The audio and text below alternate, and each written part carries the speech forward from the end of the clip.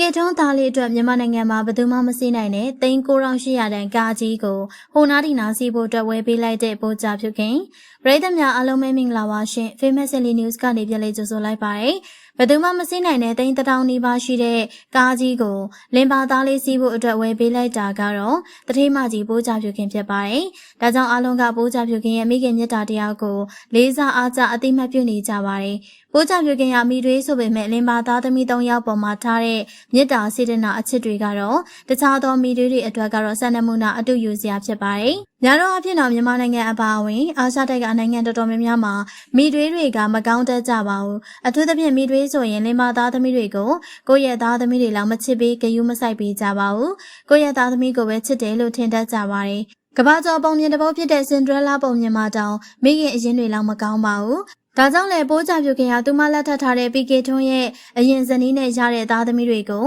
ကောင်းမှမဟုတ်ဘူးလို့ထင်နေကြပါတယ်။ဒါကလည်းလေးမသားသမီးတွေနဲ့ဖခင်ရဲ့နောက်ဇနီးဖြစ်တဲ့မိတွေတို့အဆင်မပြေဖြစ်ကြတဲ့အကြောင်းကမြမပြည်လူမှုရေးလောကမှာနားနဲ့မဆန်းအောင်ကြားနေမြင်နေရတာကြောင့်ဖြစ်ပါတယ်။ဒါပေမဲ့လည်းပိုးချပြုခင်ကတော့မိတွေကောင်းလို့ဆိုရမှာပါ။အခုတခါမှတထေးမကြီးပိုးချပြုခင်ကခင်မွန်းတဲ့ရတနာပီကေထွန်းရဲ့ဆိုင်ကိုဦးစီးလောက်ကင်နေတယ်လို့ပီကေထွန်းရဲ့သားသမီး3ယောက်ကိုလည်းကိုယ့်ရဲ့သားသမီးအရင်လေးတွေလိုမျိုးဂယုတစိုက်စောင့်ရှောက်ပေးနေရဖြစ်ပါတယ်။အထူးသဖြင့်တော့ပိုးချပြုခင်ကကိုမွေးထားတဲ့သားလေးစိန်ဦးထက်တောင်ပီကေထွန်းရဲ့သားသမီးလေးတွေကိုပို့ပြီးတော့ဂယုစိုက်ပေးနေရပါ။အဓိကအဖြစ်တော့ပိုးချပြုခင်ကပီကေထွန်းရဲ့သားနဲ့သမီးလေး2ယောက်အတွက်အမေအရင်လိုဂယုစိုက်ပေးနေရဖြစ်ပါတယ်။ပိုးချပြုခင်ကပီကေထွန်းရဲ့သားကြီးကိုကိုယ့်ရဲ့သားအရင်မဟုတ်ပေမယ့်သားကြီးရဲ့ဝေယဝိဆအဆဆအယယကိုဂယုစိုက်ပေးနေရတွေ့ရပါတယ်။ပြီးခဲ့တဲ့လပိုင်းမှာဆိုရင်လည်းပိုးချပြုခင်က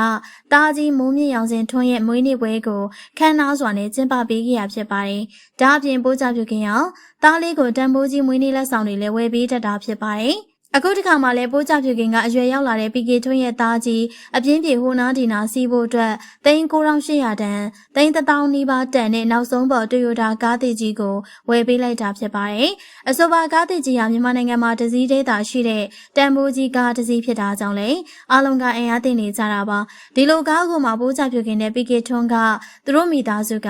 အကြံတုံကလေးចောင်းကျိုចောင်းဖို့သုံးမယ်လို့ပြောထားတာကြောင့်ပိုးချပြုခင်တို့မိသားစုရဲ့ချမ်းသာကြွယ်ဝမှုတွေကိုအားလုံးကအင်အားတင်နေရတာဖြစ်ပါတယ်။ဒါကလည်းပိုးချပြုခင်နဲ့အကိုထွန်းတို့ဟာရတနာပီကေထွန်းစိန်ရွှေရတနာဆိုင်ကိုဖွင့်ထားသလိုရွှေရင်းတွေကိုလည်းပိုင်ဆိုင်ထားတာကြောင့်ဖြစ်ပါတယ်။ဒါကြောင့်ပိုးချပြုခင်တို့ဟာစိတ်ကြိုက်လှူဒန်းပြီးတော့တန်ဖိုးကြီးပစ္စည်းတွေကိုဝယ်ယူသုံးစွဲနိုင်တာဖြစ်ပါတယ်။ပိုးချပြုခင်ဟာခင်မွန်းတဲ့ကိုထွန်းထွန်းဝင်းခေါ်ပီကေထွန်းရဲ့အမွေးနေ့မှာလည်း3000ကျော်တန်းဆိုင်ကယ်ဝယ်ပေးခဲ့တယ်လို့အခုတခါမှလည်း3000နီးပါးတန်ဖိုးရှိတဲ့ကားကြီးတစ်စီးကိုတားလေးအတွက်မွေးနေ့လက်ဆောင်ပေးခဲ့ရဖြစ်ပါတယ်။ဒါကြောင့်တချို့တွေကတော့ပိုးချပြုခင်လိုမိတွေမျိုးလိုချင်နေကြတယ်လို့ဆိုကြပါတယ်။ဗီဒီယိုကိုကြည့်ရှုနေကြတဲ့ပရိသတ်တွေအနေနဲ့3000နီးပါးတန်ဖိုးရှိတဲ့ကားသစ်ကြီးတစ်စီးကိုဝယ်ပေးခဲ့တဲ့ပိုးချပြုခင်ပေါ်မှာမိမိတို့ရဲ့အမြင်လေးတွေကိုပြောသွားခဲ့ပါအောင်ရှင်။အားလုံးကိုကျေးဇူးတင်ပါတယ်ရှင်။